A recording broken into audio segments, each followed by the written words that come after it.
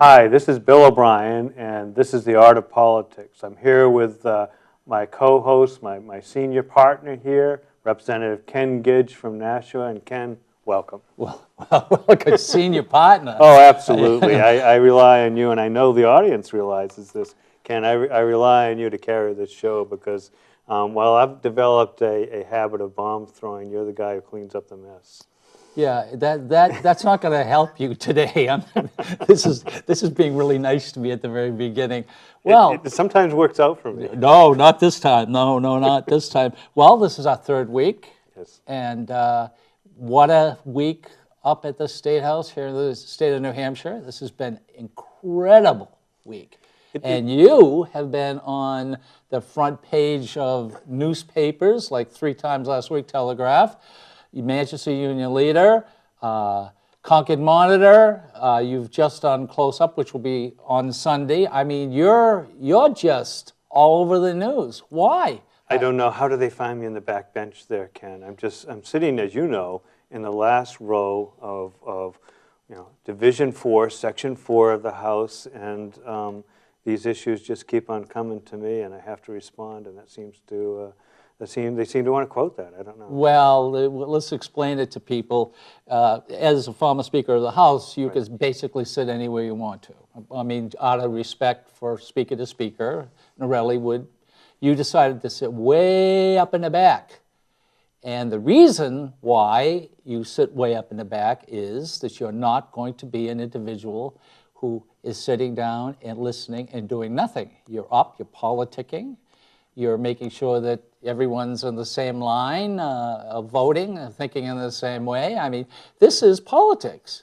And but you know, Ken, I hold no formal positions other than state representative.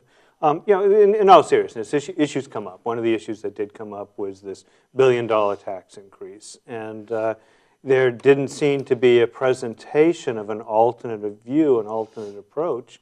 And so because of, I'm in my 4th term, and because people look to me to be the voice at times of fiscal responsibility, I spent some time looking at the issues, looking at the bill, and came up with an alternative. So next year, we're going to pay $1 billion extra?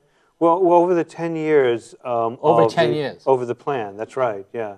I mean, so it's not $1 billion next year? Well, you have to tell the proponents of it, because they've said this is going to be $1 billion more available to fix red-listed bridge. So how much is it going to be next year? Well, this is it. It's going to be $75 million this biennium if it's passed. As people may well know, we passed a 2-year budget. We talk about a biennium, and the budget would start on July 1st, 2013, this July 1st.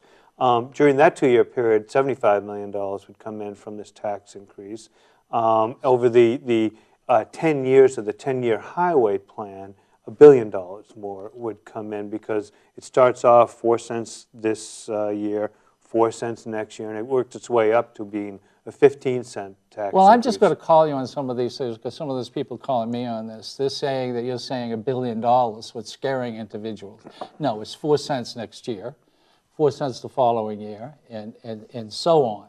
Right. So, and someone also brought to the... Oh, it's going to be $1 billion. Over how many years? Over the time, over the 5 or 6 years that the proponents have said we can get $1 billion more into red-listed bridges, The other thing you have to understand about red-listed bridges, I was talking to Governor Sununu yesterday, and we were talking about this bill and so forth, and he was pointing out that when he was governor and he looked at it again, and this is still the case, these red-listed bridges are most often referred to that way because the approaches to them don't meet current federal highway standards. And so, highway standards evolve over time, and the Department of Transportation says that what looked good in 1995 isn't good for 2013, so let's red list it. It's like you and I saying with our houses, oh, they just changed the building code, or they just changed the electric code. We have a red listed house now. Well, let's spend $1 billion on all our houses to upgrade them to the latest. I know, but hold on a second. You live in Mount Vernon, and isn't there a town right beside you where 2 bridges closed last year? There's a red-listed bridge on Route 13. That's funny you should mention that because the proponents of this sent out a list of red-listed bridges. None in one of my towns. There's 3 in another town. One of them I know pretty well. It's Route 13 going over the south branch of the Pastagua River. And now I've kayaked on that river. I've walked across that bridge campaigning. I drive over that bridge every time I come up to Concord. That bridge is just fine. I suspect what they want to do is take this lovely winding Route 13 that winds into the village of Mount Vernon. They want to blast it straight through because that's what federal highway standards likely say should be the case. It's a red-listed bridge. It's not closed. It's not closed. It's doing just fine. Is there bridges around where you live that are closed now? The only one I know of is the one in Amherst near Representative Rowe's house. And certainly we have to keep our infrastructure repaired. No one is saying that. Now, the fact that we have this overused marketing term, red-listed bridges, doesn't mean that there's not bridges that we have to take care of. We have enough money to do it. If we don't divert funds out of the highway fund, the 18 cents a gallon we pay now is more than enough money. As a matter of fact, if we brought all those funds back in, this 10-year highway plan we have would become a 6 or 7 Yes, or but 8 we year went over highway that plan. last week. You did the same thing when you were Speaker of the House. You took out, what, 29%? Well, as I said on the House floor, it's happened under Republicans. It's happened under Democrats. And now, it's happened under my speakership. And now there's a Democrat, and you're a Republican, and now you want to put it back. And now we have a bill that, unlike when I was Speaker, we have a bill that says, over the next several years, I want to take $1 billion from you, taxpayers of New Hampshire. I want that $1 billion. I want to make it so that when you fill up your car, that you're going to have to pay $3 or $4 more because we have a crisis. Well, as I said on A crisis? A crisis in highway infrastructure. Well, how do we pay? I'll tell you how we pay for it. We just okay. stopped diverting the funds. We just stopped diverting you it. did it yourself, though. Again, that we have... So stop doing what you did last year? No, stop trying to say that we need to raise taxes $1 billion when we have more than enough money. Actually, let's not, because I'm getting, it's a scare tactic. It's not $1 billion, it's $1 billion over 10 years. Now, the last time we raised gas taxes were when? 1991. Okay, 1991. But we drive more miles now. We're selling a lot more gas. I understand that the Priuses are out there, and they're not buying as much gas I don't as... have one. Yeah, I don't have one either because a number of different reasons, one of which is I'm not a Democrat. Lord, okay, you heard it yourself. He has an 8-cylinder, or is it a 12-cylinder Jaguar outside? No, I don't have that either. No, but you shouldn't have done that. I you went after the Democrats. I'm a Democrat. So yeah, that's right. All right, we're supposed to do that. We want to do that. I know that. We will, too. But at any rate, more gas is being sold.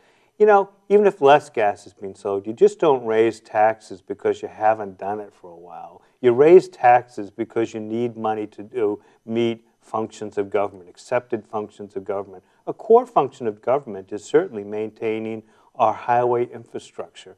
No one's saying that we shouldn't do that. We can certainly differ in how we talk about it, whether this marketing term, red-listed bridges, is used too expansively or not. But we certainly want to make sure bridges aren't being shut down because they're not repaired. We have enough money to do that. There's more than enough. Well, you see, you keep saying that, but there's more than enough. Is there any more money coming in this year than last year? Actually, I think it is going up. I'm trying to remember the spreadsheets that we've seen on this. It's got to be because of the Democrats, of course. No, I think it's because the sluggish economy that has been given to us by now 4 or 5 years of experimentation on how to get rid of the recession is nonetheless increasing Oh, excuse me, economic are you talking activity. about my president, Barack Obama? Or was it be Republicans who just can't get anything done? If we had true stalemate in government, there's many of us that would like that because the government would just get out of the economy. But what we have now is exactly what we saw during the 1930s, which is high tax rates, fumbling around with the economy, taking money from private sector where it can be used for investment, not letting business people know how much it's going to cost to employ people, the Affordable Care Act. You know, that all, sounds... all of these things, if we just stop doing things. Yeah, but that sounds so well, but you got to remember, we're not in this because of Democrats, the problem. We're in this because of the Republicans. Oh, absolutely not. How about Iraq, another war, $1 trillion? Gee, the last time I checked, almost every one of the U.S. senators who are Democrats voted to intervene in Iraq. Well, I'm not now, talking you might about not them, have done, but it done was that. it was your Republic. Since when have we seen, when someone declares a war, a Democrat or a Republican standing up and saying no? Chuck Hagel, who was a Republican, said no. Look what happened to him. Again, but we can talk about the lack of courage in Washington, and we can agree on that. I think we probably would agree. But to talk about the interventions, the military interventions in Iraq and Afghanistan, and to try to pin it on one party or another just isn't historically. Iraq is strictly Bush. No, that's Hillary that's Clinton without a voted doubt. for it.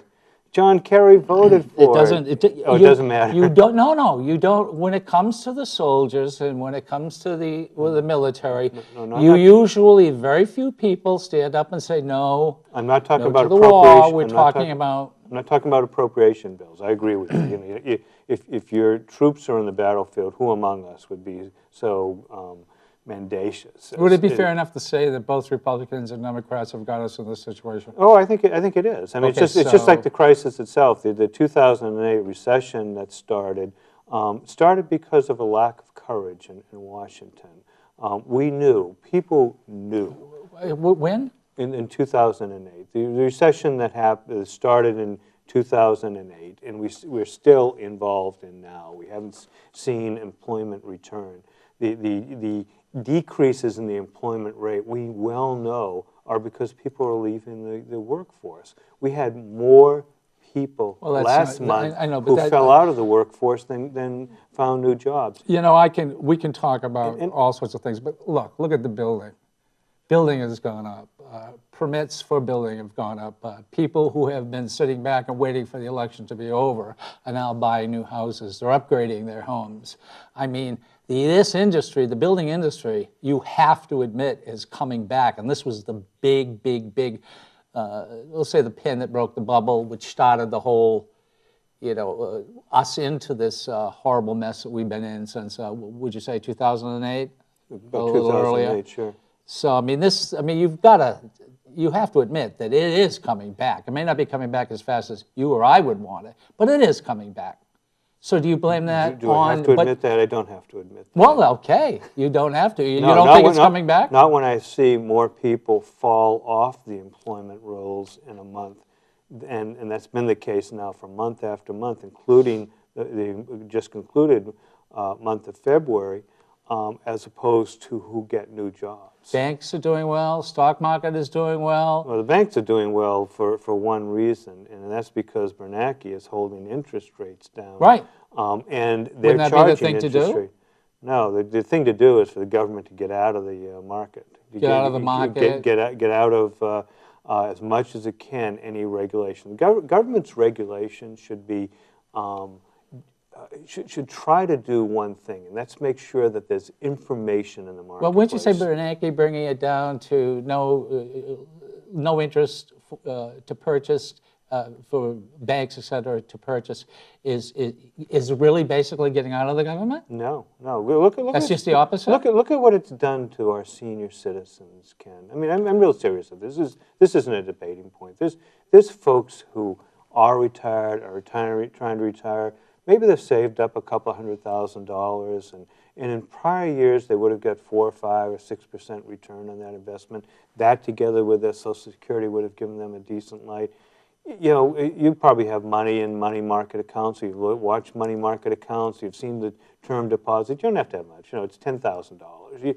You don't have to have much in it. People can't live on that, and that's directly because of what the Federal Reserve has done in holding interest rates down to the point that the return on them, when you judge it against inflation, is negative. People can't. So you know, talk to some of your senior citizen constituents. I am a senior citizen. Well, you just don't look that way. You're too feisty for that. But you know, some folks who are trying to live on a fixed income, trying to live on their investments, and you know, you've seen how these financial advisors say, well, sell all your stock, buy bonds, you know, and that sort of thing, buy treasury bills and all. You can't live on it. Well, first of all, it's pretty sad in this country. We can get into the insurance aspect of what we do not do for our senior citizens or for our disabled and mentally ill. We certainly can get into that argument. But you're not admitting that the economy is getting better? The private economy has an astounding ability to react to and make money, even in the context of really wrong-headed governmental intervention. So are there companies out there that are doing well and will continue to do well? Sure, there are. Is the economy recovering in any way that will make sure that jobs and careers can be developed? No, not at all. Not at all. It's a very sad situation. Well, we're into, you know, talked about jobs. You talked about, in the last 2 years, you've cut a lot in the state of New Hampshire to balance the budget.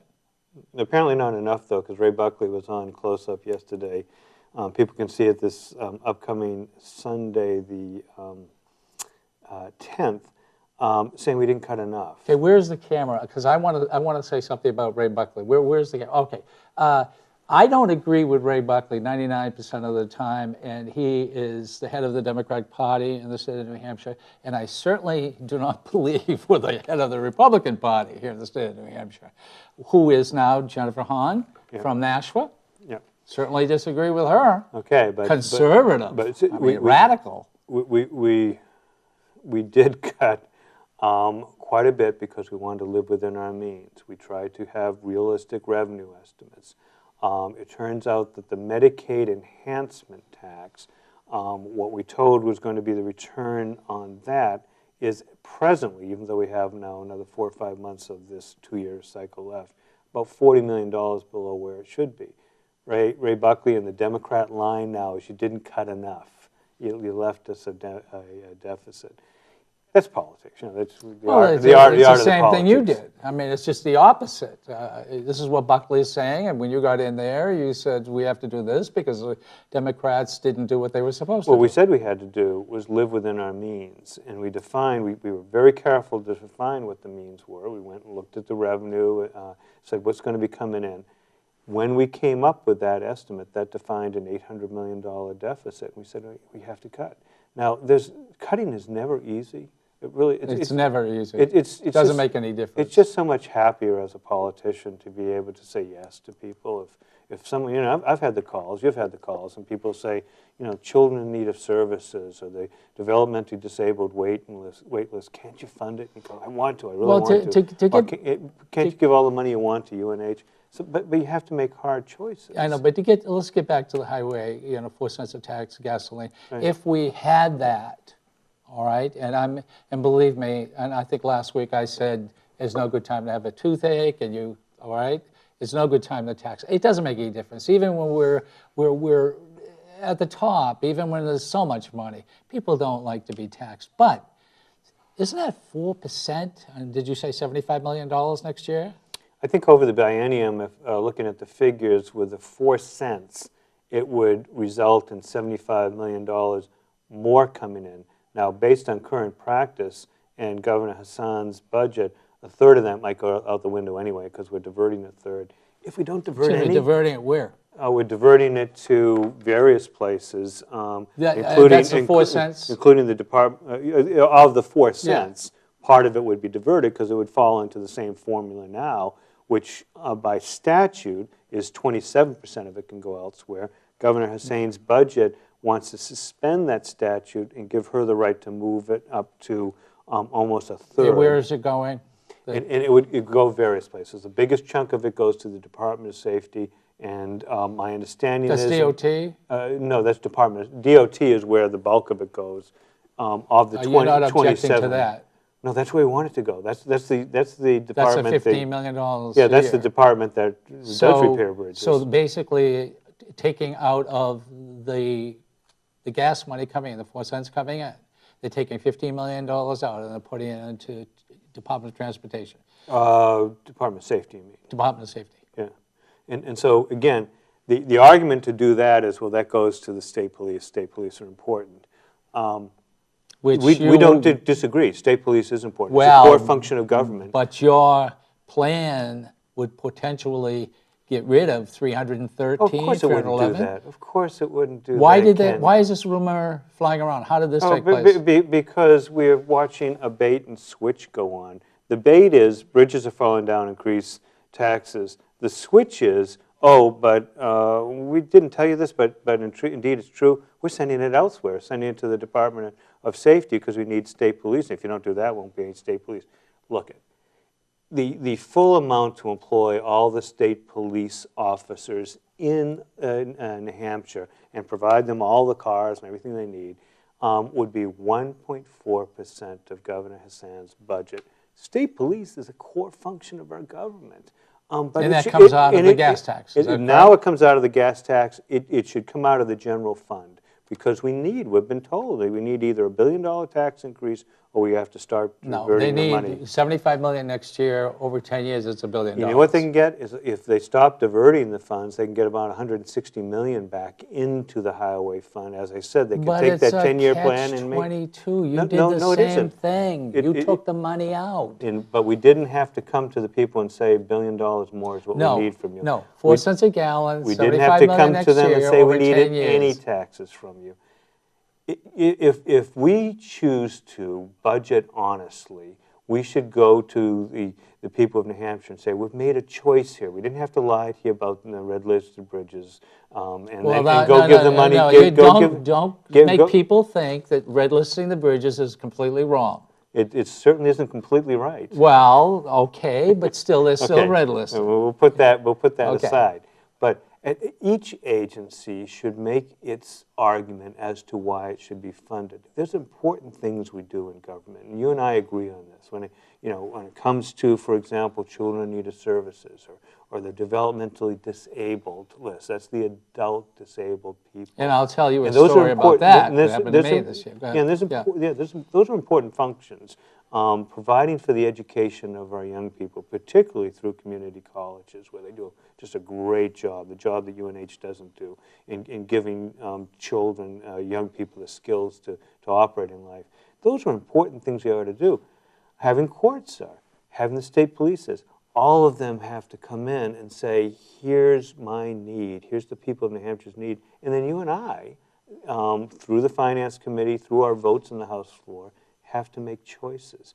What the argument here is not, let's not make a choice about state police. Let's talk about red listed bridges and siphon off the money and give it to them. So they never have to come in and say, we need 311 troopers rather than 300 troopers, rather than 280, rather than 350.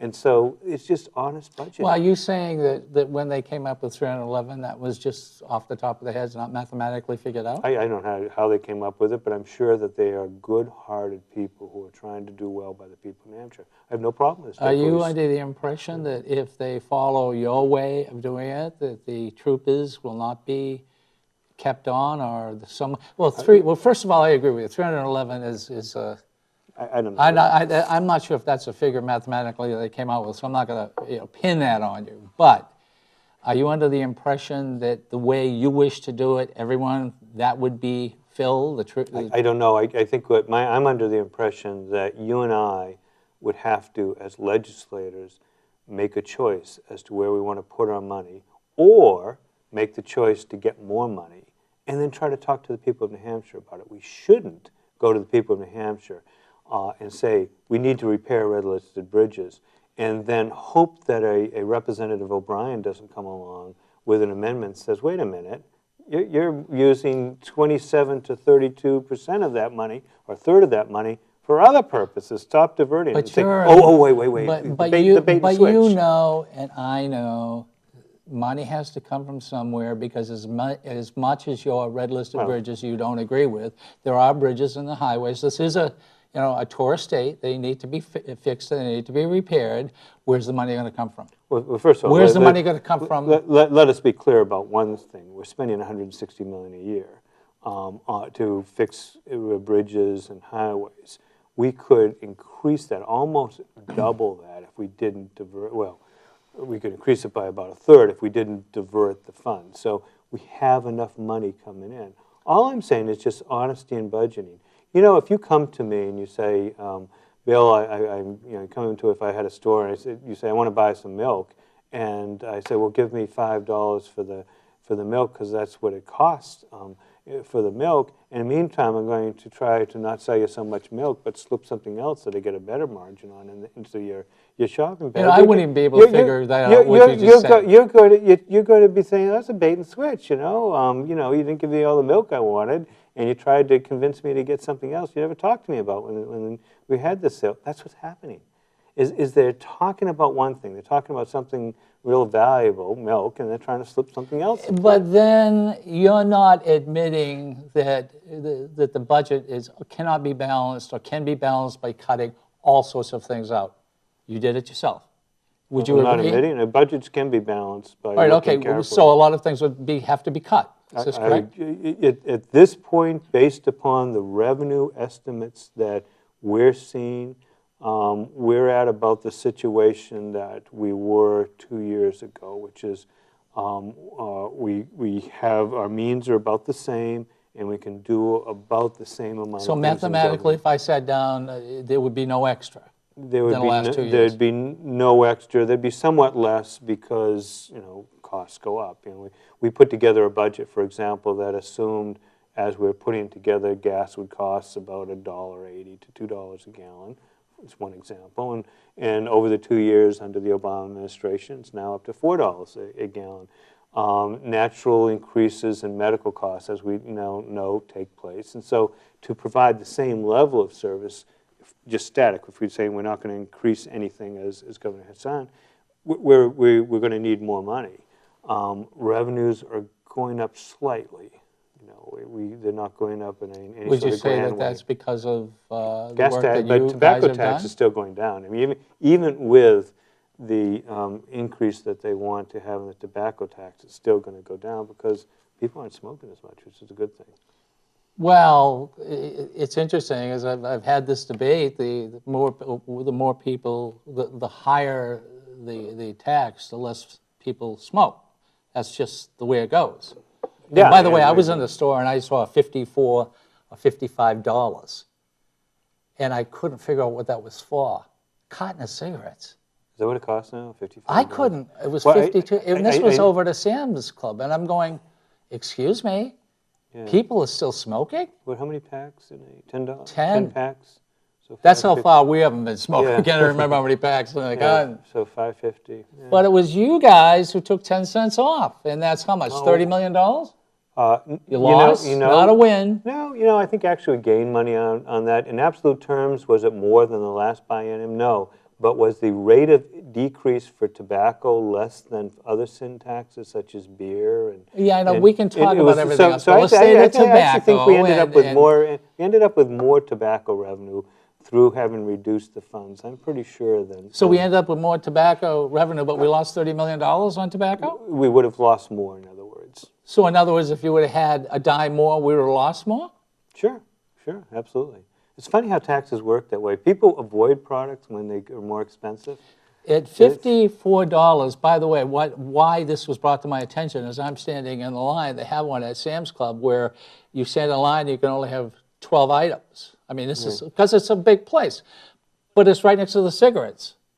Okay, and that's how because somebody says I want 4 packs, 4 cartons of this, I want 4 cartons of this. The lady said I want 3 of this, and I'm going, what? So I look at the guys. Did you check if they had out-of-state license plates? Yeah, well, there's a good possibility, but bet, I look at his total. Now he had some other things in there, looked like meats, etc., but it wasn't full.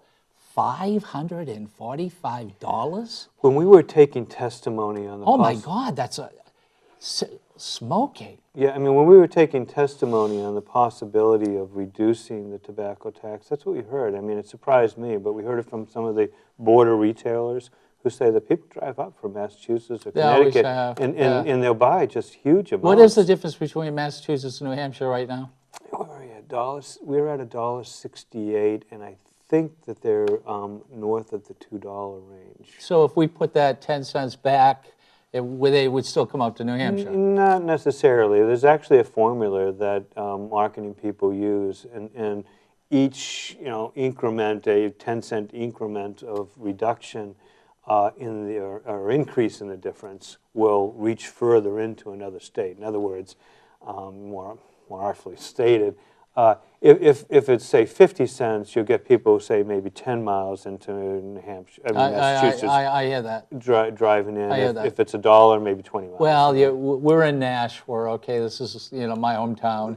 So we have made a lot of money from Massachusetts for the state of New Hampshire because of no taxes. I mean, we've even had some bills come in to our Commerce Committee whereby there is, let's say, franchises, and they're throughout the country. One is in New Hampshire.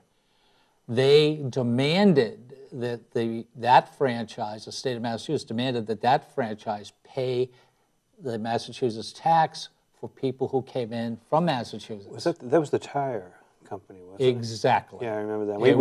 We passed a bill. tied that up. Yeah, we passed a bill that basically... That is correct. So that's where both Republicans and Democrats, boy, what a mess that was. Sure, it absolutely was. I mean, that was again, you're right, a bill that there was absolutely bipartisan approach to. And the interesting part about it is people start to think about that. If we start letting Massachusetts come in, and well, they know where if you have a large company or a small company and they come to New Hampshire and buy the tires, right. They realize through probably IRS exactly what they're doing, so somehow they grab that. I'm not sure if they grab it through the IRS. But by law, we could not pass a law where they could not do it. We passed a law making it so difficult that they would not do it. It would cost them more. Now you would agree that that's this imposition on New Hampshire businesses of an out-of-state sales tax is something that we all should agree on to do the best we can to avoid. We all agree on it, except probably 1 or 2 people. Except the Speaker of the House. What?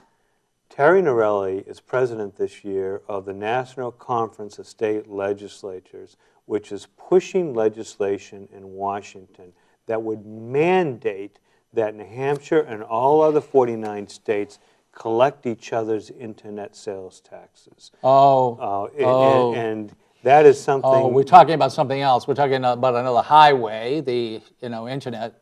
We're talking about New Hampshire government having to collect sales taxes for every other state government in the United States that has a sales tax.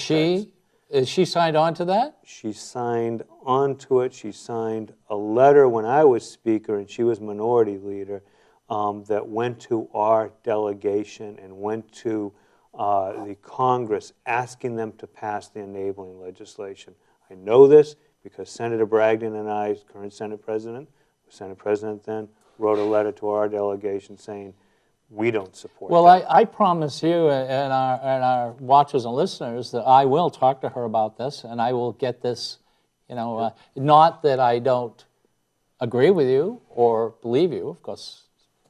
I mean, you're a Republican, I'm a Democrat. I mean, making such a statement like this, I mean, this is... I deal only in the facts, Ken.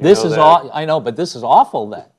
then It's not a then good thing. It's you just under- heard me. You just heard me contradict or criticize Buckley, who's the head of the Democratic Party. I certainly will talk to her about this. It's under the radar. It's not something that's going to require any action by us. But if it gets voted in by Congress, and I have to tell you, and to Speaker Norelli's defense, there's a lot of Republicans who are in favor of this from other states because they view it like a lot of members of our House this year views the gas tax as a way of getting a lot more money. And they view it as just an extension of the laws they have, which are sales tax law. It would be bad for New Hampshire. No New Hampshire office holder should ever be supporting that. Well, first of all, I happen to agree. We are from a state that has no sales tax. That's how we make a lot of money that way. Also, because of our, the liquor that we sell, our spirits, etc. We're not in bad shape compared to other states. No, I mean we don't have a tax base that is as responsive to prosperity as others. That would take an income tax and sales tax. As time gets good, people make a lot more money, they sell a lot more goods, and so it goes up. But also it's not as responsive to adverse economic times because it has much more of a stable base. And I think that's good. We don't have the wild swings in revenue, state tax revenue that other states do. So I think that is good. But we can agree on several things. But plus, I don't think. But I will talk to her on this because if that is factual, all right, if this is factual, then I will sit here next week and I will criticize her directly, and I will send her the tape of it, because that's not who we are up here. I mean, you're a Republican. You have look. You were elected. You were elected as Speaker of the House. You had a supermajority. You did everything the way you were supposed to do. If the Democrats, I being one, don't like it, well, I'm sorry, too bad, because that's how it goes. It's called a democracy. We also know that how it's changed around, and you are no longer Speaker, and you don't have a majority. The Democrats have a majority. So there was something there that didn't go right. But if a Democrat made such a proposal of letting other states collect internet taxes, and it was up here, this will not happen. We'll make sure, both Republicans and Democrats. Well, yeah, unless it's a federal. It's going to be federal enabling legislation. It takes an act of Congress to do it. And again, ask her about it. National Conference of State Legislators. She's the president I know that. this term. Even before she's president, she signed a letter to Congress asking them to pass this legislation. Well, as a member of the board of directors, which she was. Yeah, federal is a little hard to get around, but if that's the case, then I think that's a good argument. And it's just not good governance. Sales taxes are bad taxes. They hit people who are poorer more than they've hit people who are richer. But the sin tax, like cigarettes, is not a bad tax. I'm sorry. It's not a bad tax. You and I differ on one thing when it comes to taxes, probably anything, but one fundamental thing I believe, Ken, and maybe you could acknowledge it. I don't think that we ought to be taxing people to control their behavior. I think we ought to be taxing people because we need money to meet core functions of government. Well, the problem is since you're so against having, health care for everyone, the problem is that these people are walking into the ERs with no insurance, and they're their primary doctors. So who pays for this?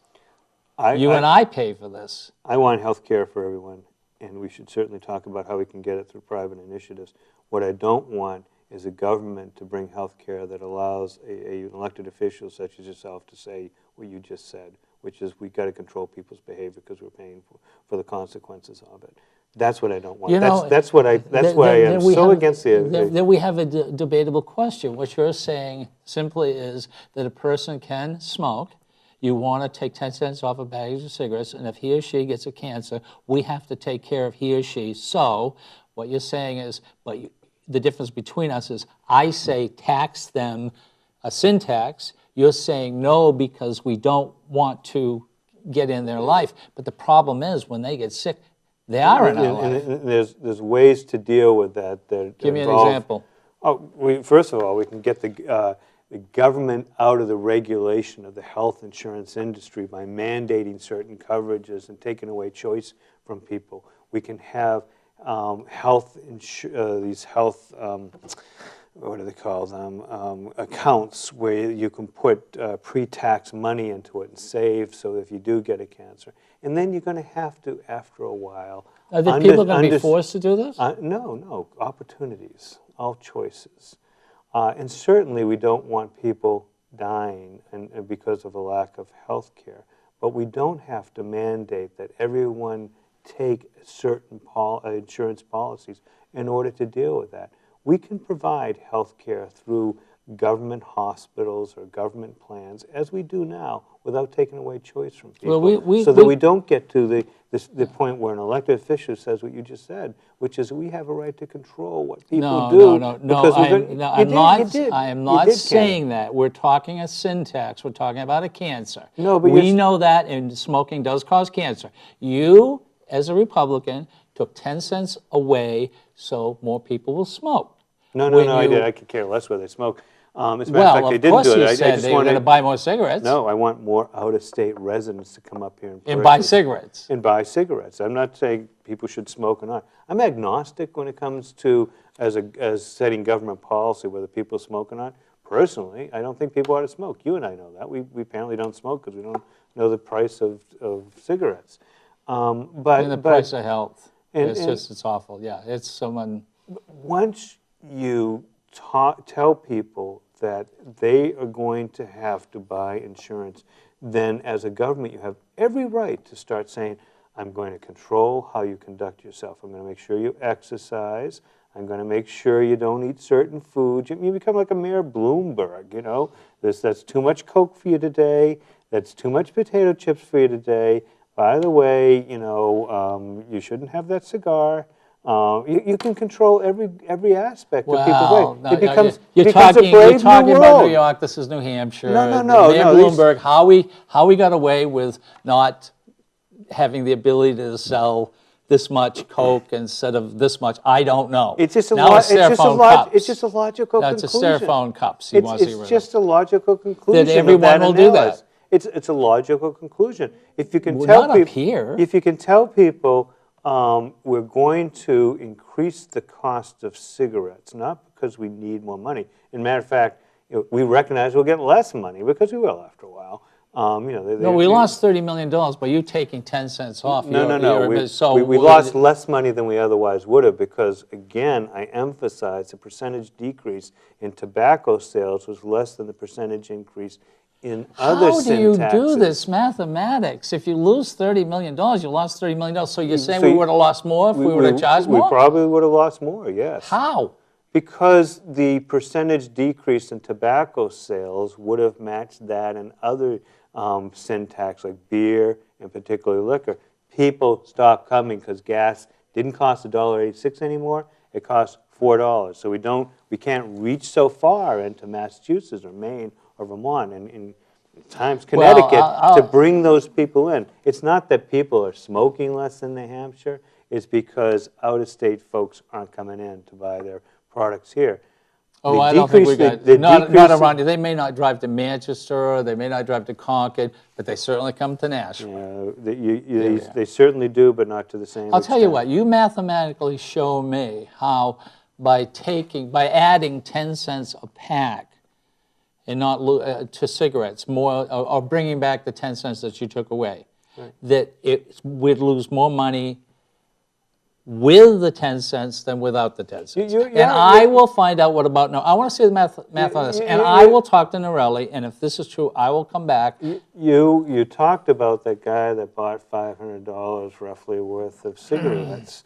If he's saying, you know what, it's $10, $15 less to make that purchase, that motivates people. That's the type of equation that motivates people. Well, we know we don't have a tax like that. Okay, so of course it will. It motivates everybody. We sell more TVs, more telephones. We sell everything more down here as long as there's no tax. Right. I mean, and I think there was a Democrat. Was he from Keene who wanted a type of tax that he wanted? Well, I don't want to Yeah, I throw out know, names, I but know. there's one of them there that wanted to a tax on, allow counties to impose an income tax. Yeah, yeah, income tax. That's craziness. You know in Indiana? It is crazy. You know in Indiana they do that. Every municipality can impose a tax. And I've talked to folks across the country who try to do business in various states. It's kind of, actually my law practice. And it's craziness in Indiana because they can end up having to file 20 or 30 different county or municipal, rather, tax returns. If you, for example, with your painting, sold your painting to somebody in one town, not another, you'd have to pay an income tax on that transaction. Oh, I don't think I need too much problem worrying about that. Well, I mean- Art is the least that is selling right now, believe me. Well, the yeah, first but- thing to go when there is because I come from a family of inventors also, the first thing to go is the creative people. They just, when there's hard times, forget it, that's gone. Well, I mean, I'm glad to hear this. we're the Not last not because people. I want the creative people to go, because I thought the first were the lawyers, and so I was. Oh, They'd come to me oh. before you can. Yes, that's what, this is when you make money. Okay, all right, I'm sorry. I mean, I should have thought of that. Yeah, the first to go are the lawyers. I know we're going to come back to this in this little conversation, but there was somebody who stood up, I think it was Representative Blunt, who stood up and was talking about a bridge in Portsmouth. And Oh, with, I wish I could remember the name of it. It's the Memorial Bridge there, the one where the railroad tracks go up. Is that the one? yeah, and it broke or something, and oil tankers couldn't get in, and the other empty tankers couldn't get out. Sure. We're pretty close to, that's a bridge that's got to be fixed. But one thing that he did bring up, and it never occurred to me, and he said it wasn't factual that I believe the representative who Oh, Representative Burt. correct, Burke, Yeah. I'm sorry. Yeah. I'm sorry. Nuclear submarines moving. So you have the Portsmouth Naval Shipyard. The way I understand the issue is you have the Portsmouth Naval Shipyard. Nuclear submarines come in and they get refueled there. And the issue is, how do you bring in the nuclear fuel? How do you take out the nuclear waste? And Representative Campbell, at a public forum, I think actually on a television show, said that if that bridge is broken down, then we have to shut down the Portsmouth Naval Shipyard, because the only permissible way to move that nuclear material around is by railroad. And Representative Burt, at least in his debate presentation, said, no, I've checked with Senator Ayotte's office and Well, been sent, Senator Ayotte, come on now. and been sent materials. And But is that federal? Which indicates, it's a federal regulation. It's a indicate- federal It regulation. indicate there's any number of means that you can use to move that material around, whether it's... There's no airport out there, so there's no Well, other way to get it out you can there. move it by highway, you can move it by ship. I mean, let's face it, it comes in by ship. It's on a submarine. Well, they couldn't get the ship out. That's the problem. Well, Ships out or in. Well, no, but that wasn't the issue that was being discussed. It was whether or not you needed that. If that bridge couldn't be fixed, you'd shut down the whole Portsmouth Naval Shipyard. And Representative Burt was making the same point that I make when you talk about this diversion of funds. Is let's have honesty and debates here. Let's have accuracy is a better way of saying it. The accurate answer is no. You can move that nuclear material by any number of other means. Just like the accurate debate is that this money is.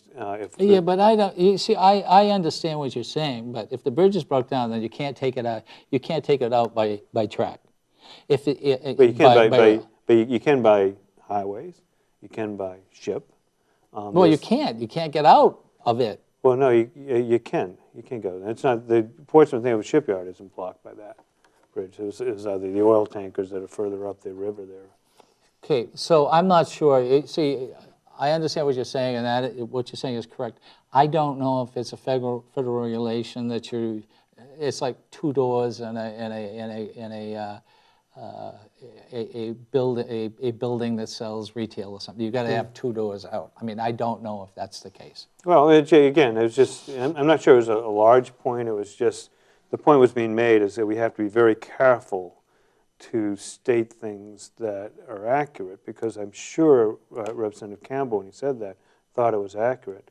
but in further looking at it, we find that it isn't accurate. Well, we have to. I know again, but what I just said, you're right. There is another way. There is a way you can get it out. But if there's a federal law stating that you need 2 ways to, then I you can't do don't it. know. We're getting I into don't the- either. we're getting into so the depths of it. It who could be- is who's accurate? Well, I hadn't heard that there's 2 ways Okay. you need to get it out. All right. Sounds like there still is. You could send it by highway, or you could send it back out by ship to wherever the waste disposal place is. It's amazing how things, especially during bad economies, how they get just exploded out and looked at. I mean, really, because I've been hitting you with the cigarette tax, and the fact is that there's a good possibility over the long run it would be better not to or do less. Having said that, it just happens that you need more time than 2 years to prove your point, because there has been a loss of revenues. And the point I was making is that the loss line is bent further up than it otherwise would be.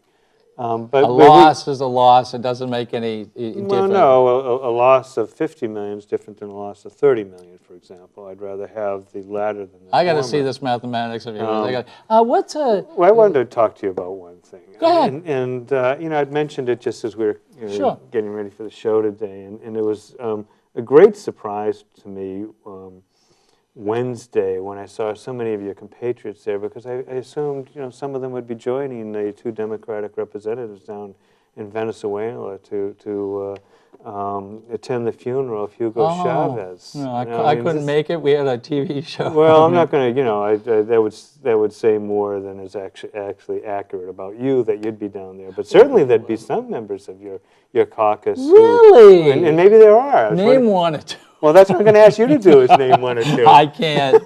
Boy, what a mess that is down there. Now, they had the vice president take over, and I heard that he blistering attack against the United States. What is it's how they've going on? defined themselves. A great deal of sadness there. There's a country that should and was for a time on the upswing. Since Chavez became president, they've realized over $1 trillion worth of oil revenue in Venezuela. $1 trillion. And you look at the country, and it's a basket case. I mean, it just had to devalue its currency. Its poverty rate is astounding. Its murder rate has gone up tenfold since Chavez became president. It's really a sad tale of misgovernance there. And in the way, It's not a democracy as much as they say it is. That's the... Yeah, but like any other demagogue, whether it's, any of the sad, particularly litany of 20th century dictators we had, they try to divert, and Chavez did this, and apparently his vice president's trying to do it now, divert popular attention to failures within the country by saying, there must be an other there. With Hitler, Jews were the other. Yeah. And for Chavez, the other was this imperialistic United States. We can laugh at it. We can recognize him for what he was, which is a tin pot dictator in the South American tradition. What is the 4th largest oil? I'm not sure. Well, I think it was the largest reserves outside of the Middle East by any country. I mean, it was just, they have a lot of oil there. And from what I understand, we have a lot of oil here, too. Well, we do. I mean, it's always an issue of recovering, isn't it? So with this fracking technology they've come up with, as well as my understanding Oil and is gas. oil and gas, but Yeah. with fracking and particularly this new technology of, I guess what do they call it, horizontal drilling, Yes, where you can yes. go down and then you can send it off, and you can.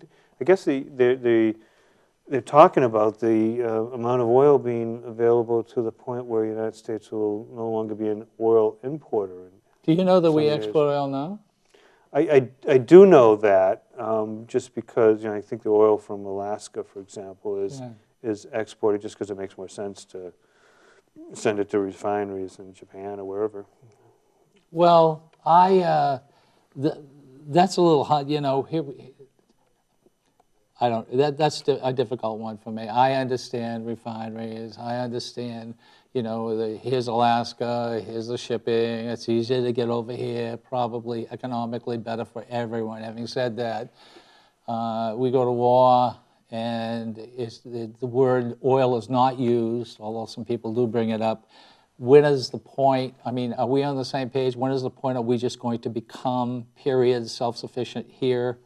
Well, again, I think we are going to become self-sufficient, but I believe in free markets. If you're selling oil off the North Slope and it makes more sense to send it to Singapore to get refined than it does to go through the Panama Canal and whatever, however you get it to an oil refinery in the Gulf, makes more sense. Being energy independent is basically, I think, when it comes to oil, being able to say we export a lot more than we import. But in terms of any given wellhead where that particular oil coming out of the ground goes, it should go to the place that's most efficient for its use. Well, we somehow, from what I understood, is that our reserves of oil are as large as some of the Arab countries. We have that much. Yeah, because but more of we it's know become how recoverable. to get it. Yeah, it's become recoverable now. And it was a lot more difficult here than it is over there, sands, or call it whatever you want. Well, and we've been at it 100 years. I mean, I remember reading the stories of the first finds in Pennsylvania, and they'd drill, 10 feet down and they'd have a gut shot. I know. Those days of easily recoverable oil are gone. But nonetheless, with oil being as expensive as it is, it really opens up new oil deposits to the point that they become part of our reserves. Yeah, it makes money. Keystone Pipeline going across the country, are you for it or against it? Oh, absolutely for it. Absolutely for it. I mean, I for the life of me, couldn't understand that decision at all. I mean, we have oil pipelines going everywhere. It would have brought in all kinds of construction jobs. It would have brought oil to the refineries in Texas. You under the impression that Obama will not do it? I think the Obama administration will probably approve it eventually. I mean, that was an election year decision. They were basically trying to, identify another wedge issue and shore up his base with environmentalists. Well, for those who don't know, the Keystone Pipeline will come from Canada and go directly right across our country. Right, just like they do now. There's lines everywhere going across the country all over the place. I'm not sure. Can these all be buried or? I don't know. I gather that that's always not the best thing to do because you want to see if there's a leak rather than have a leak occur out of sight. I actually read an article on this, and so I have the complete knowledge that you get through reading one article, but at least that article seemed to suggest that there's new technologies now of being able to sense leaks, where they have sensors along. It's a lot. It's a lot less dangerous. There's so many ways now that they can find that out. But I guess from the satellite you can see the Great Wall of China. It's just actually, I guess you can't. Pardon me? That's actually one of the fallacies. Well, you can't see all of it, but you can see part of it. Go look at what's that website? Snoops. Okay, all right. Go look. I don't know. I mean, 6 months ago I would have been sitting there going, yeah, right, you can see it, but I gather you can't. Well, sorry to interrupt you. But no. I interrupt you. I expect you to do that. I'd like this playback, and I think the people watching will also enjoy it. No, you're not. You're never, or very rarely, put in a place where you absolutely not necessarily have to answer me, but this is good for both of us. And I think it's good also for the people who are watching. Well, it's important. I just want to help you out. I don't want you to talk about the Wall of China. No, okay. So will they be able to see? I guess my whole point I was getting to until you rudely interrupted me. No. Just joking. Anytime I can destroy the premises of your political beliefs, I will have to do that. I was being nice. I will not be nice anymore. All right, but I guess. What? He's okay. We're getting voices right. Is this birds or something? Is this Republican? I guess what my whole point was is that are we going to be able to see that from outer space? I don't think we would. I don't think we would at all. I mean, there's gas and oil lines crisscrossing the country now. We're a developed country. And so I think the great objection there, as I understand it, is you're taking the oil out of the Alberta tar sands, and that does take a lot of energy to do it, and potentially some pollutants to do it. Pollution occurs. Boy, Canada has no problem with energy. They're becoming, the currency is like a petrocurrency now. You look Boy, at I'll tell you, it's and we're so close. I mean, it's the United States is situated so well geographically. I guess we're the only country in the world that has tornadoes. I mean, I heard some silly thing right? like, oh yeah, this is a big thing. They don't have like tornadoes in Siberia or something? I didn't know Well, that. no, I don't know. I think because of the way the coming down from Canada there and the clash in the Midwest. That's cool. I didn't know that. Well, I didn't know that. I could be lying. I mean, or exaggerating. Oh, no. I mean, I believe everything you say until I look it up. No, you don't. No, you don't. And then I find out I shouldn't. But up until that point. No, you don't. But we're geographically just so well. I mean, as Canada, and we are brothers and sisters of Canada. My family is. We're getting a roll, which means to stop. I thought it was going to be for an hour. I could be absolutely wrong. I guess he wants us to stop this. Okay, well, this has been a This great can't be an hour. You're at like 59 minutes. 59 minutes. Well, okay. Well, he just came in. I can't believe that this has been an hour. I got so much to talk about. There's a lot that comes up, and I didn't even get to talk about sequester Armageddon or any of the other things that are just really interesting. And marijuana, and there's a lot of there's a stuff. whole thing's taking place. So lot to talk about next time, and we should probably have a guest on so that we stop abusing each other and we can abuse Well, the guest. if we had a guest on, it'd have to be a referee. I think back and forth. But I hope everyone is happy the way things are going here. I mean, the first 3 shows have been just you and I going back and forth. That's important. I think people need that. They need to see you're coming back with positive. Hopefully, I'm coming into you, and you will come back at me. There's no question about that. You're just sizing me up. This is going to be a mess. But so that's 59 minutes. Your problem in terms of that expectation is I'm really kind of a nice guy, Ken, so it's just not going to happen. Look in the air and say I'm a nice guy. All right, well, listen, you are on Facebook?